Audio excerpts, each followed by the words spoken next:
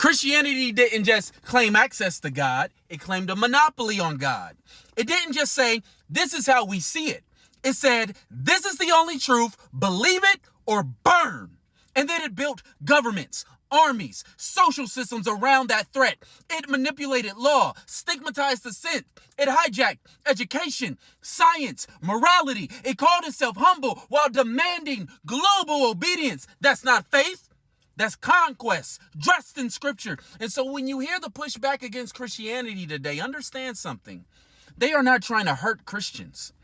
They are trying to stop Christians from hurting everyone else. If you believe in Jesus and it brings peace to your home, go in peace.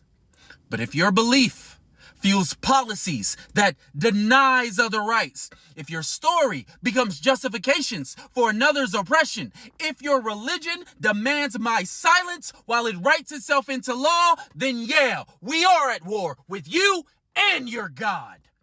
But that's because you weaponized him. The truth is, the greatest critiques of Christianity today aren't coming from Satanists and secularists. They're coming from former Christians, from ex-pastors, people who led worship, people who studied theology, who served their communities, people who gave their entire hearts to the faith and walked away because it no longer aligned with truth, because it no longer aligned with justice, because it no longer aligned with universal consciousness, with the body, or with the world around them. They didn't leave because they lost their way. They left because they found it. One of the most damning critiques of Christianity isn't in its theology, it's in its architecture. The architecture of its churches, the architecture of its hierarchy, the architecture of its belief system, because for all its talk about humility, about truth, about accountability, Christianity, as it functions in modern America, has become a playground for the narcissist. A place where the boldest liar, the most charismatic manipulator rises to the top, not in spite of the belief system, but because of it. A system that says, God knows my heart, becomes a cloak for the corrupted. A system that glorifies mercy without consequences becomes a stage for performers who have no actualized faith, just a costume and a microphone. This is not an accident. It is a design flaw, or worse, it's a feature. Because when you weaponize belief, power-hungry people will come for the weapon. They always do. And when those in the church refuse to speak out against it, when they stay silent while the narcissists hijack pulpits and manipulate the masses, they become complicit in the harm. Even Donald Trump knew this. He never believed in Jesus, but he knew how to hold a Bible upside down and smile for the cameras.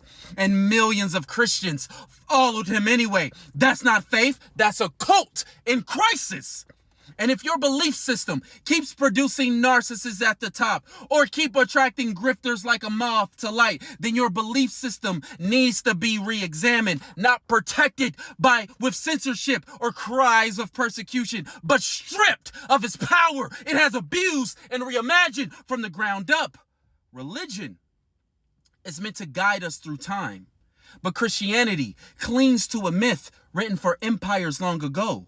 We're trying to move forward, and they keep trying to drag us back. They weaponize nostalgia, call it morality, and punishes anyone who dares imagine a God bigger than their book. So yes, Christians, we critique it. Because silence is not neutral when someone else's story is being used to write laws that govern your body, your children, your rights, and your future. Christianity must be critiqued. Not because we hate it, but because because it refuses to let go of power. And any belief that demands power is no longer a belief. It's a fucking regime.